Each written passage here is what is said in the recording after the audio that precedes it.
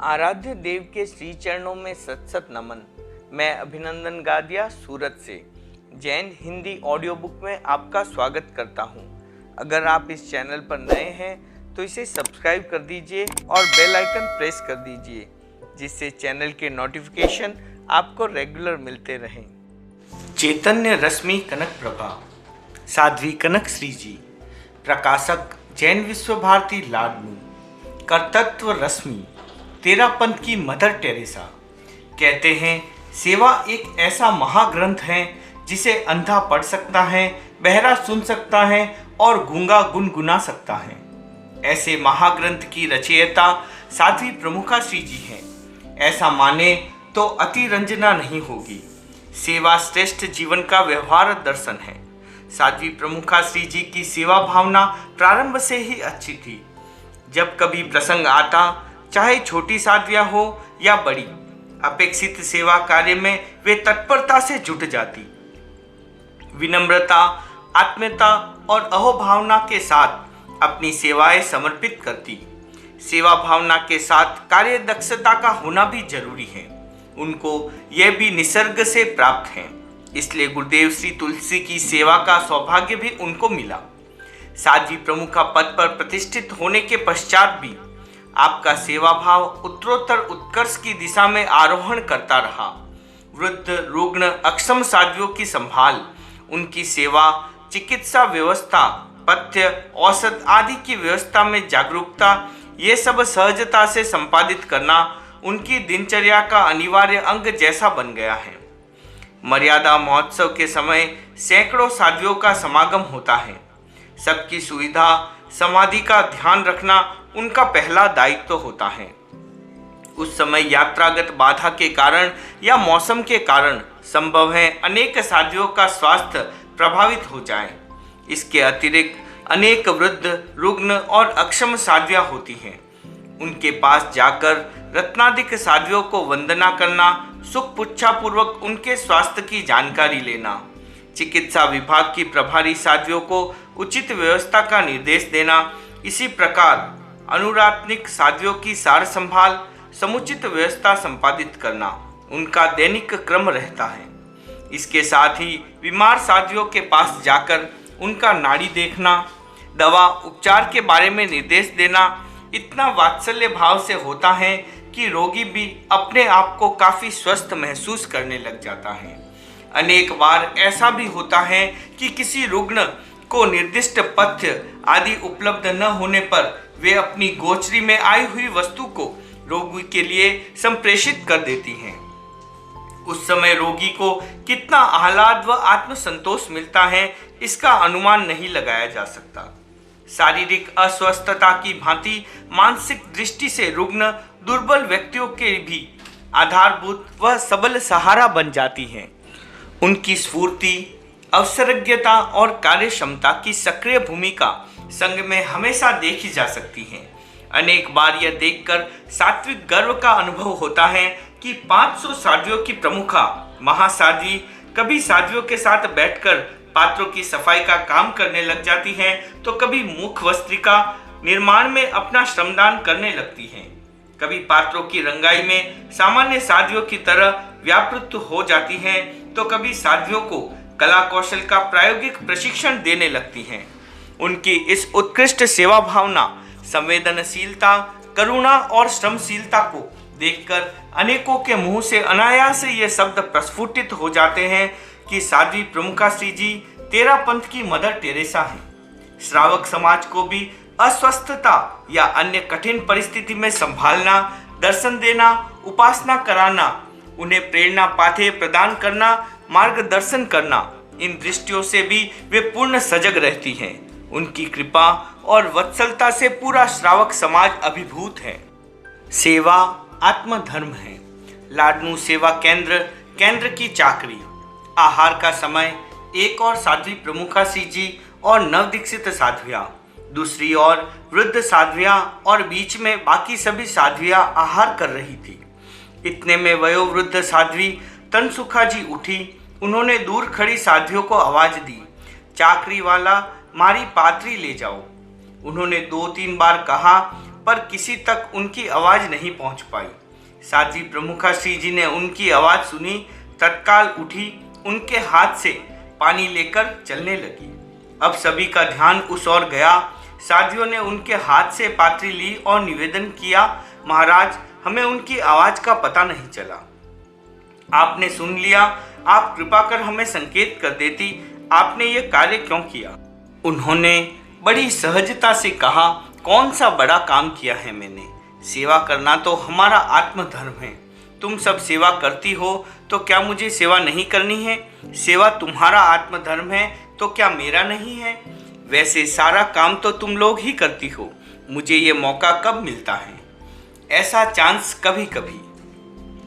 लाडनू सेवा केंद्र में साध्वी प्रमुखा श्री जी की चाकरी थी।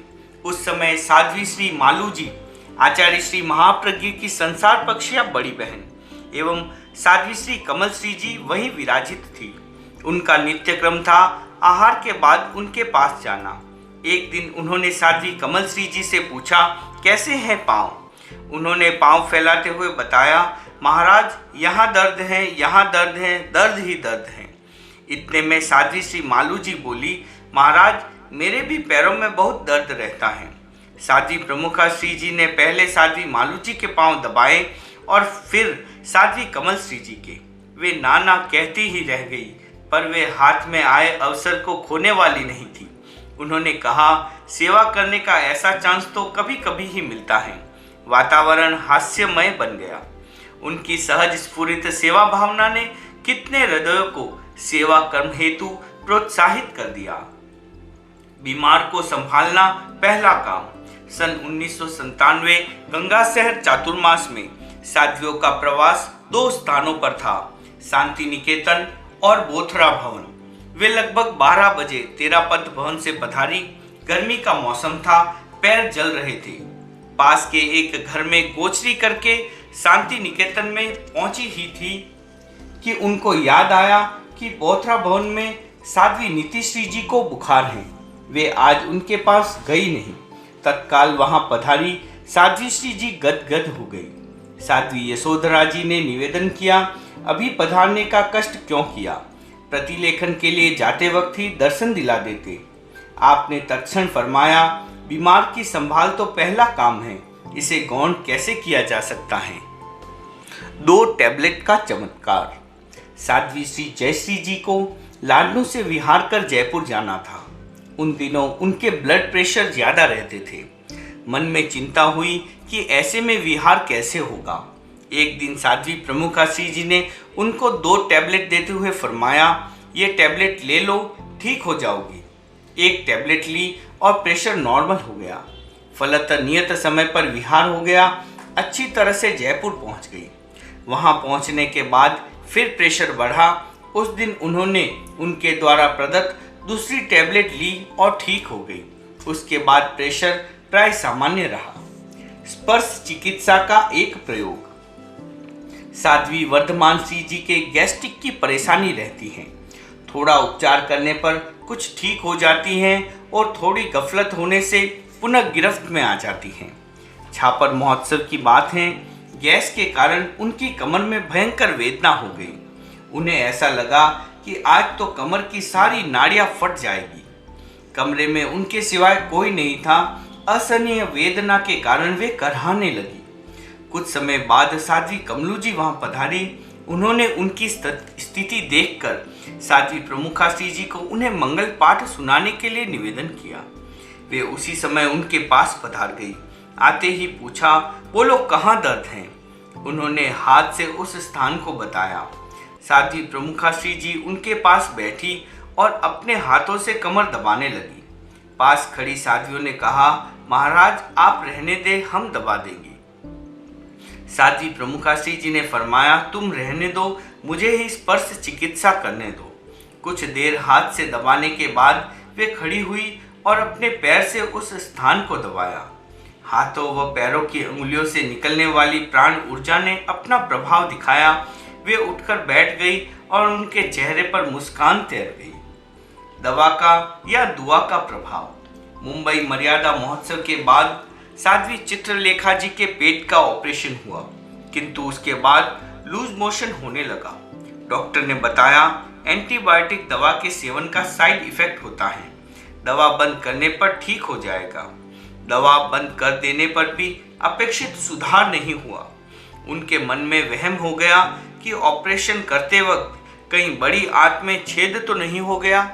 शायद इसलिए जो कुछ खाती हूँ वह तत्काल निकल जाता है, टिकता नहीं।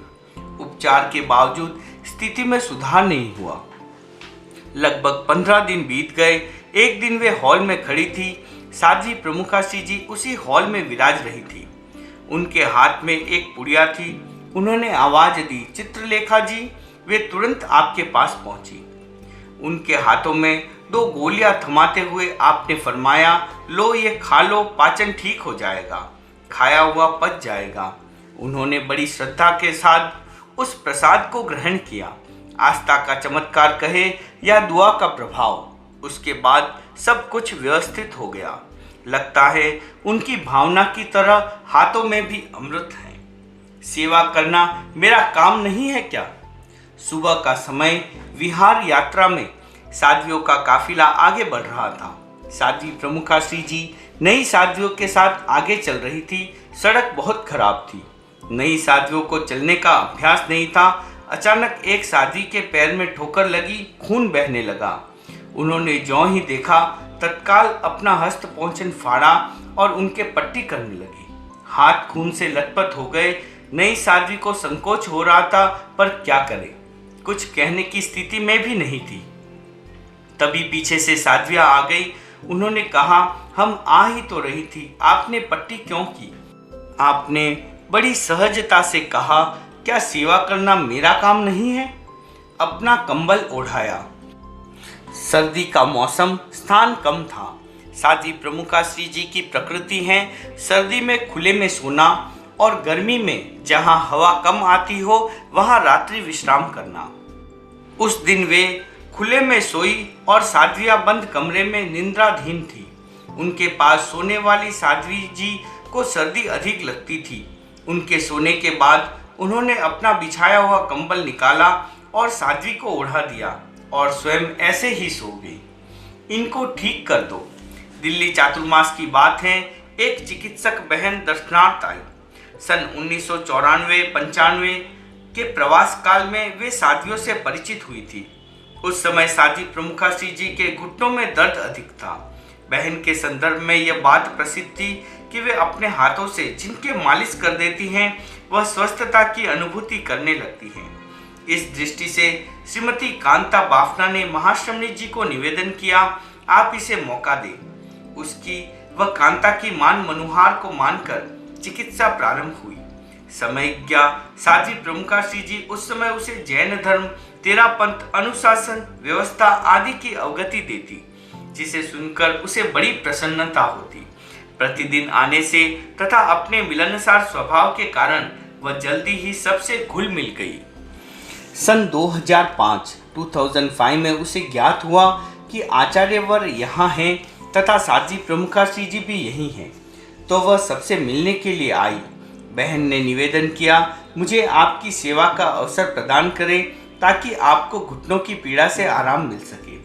साध्वी प्रमुखाश्री जी ने कहा, मेरी बात को छोड़ो, एक साध्वी की ओर संकेत करते हुए तुम इन्हें ठीक कर दो, अभी इन्हें चिकित्सा की जरूरत है।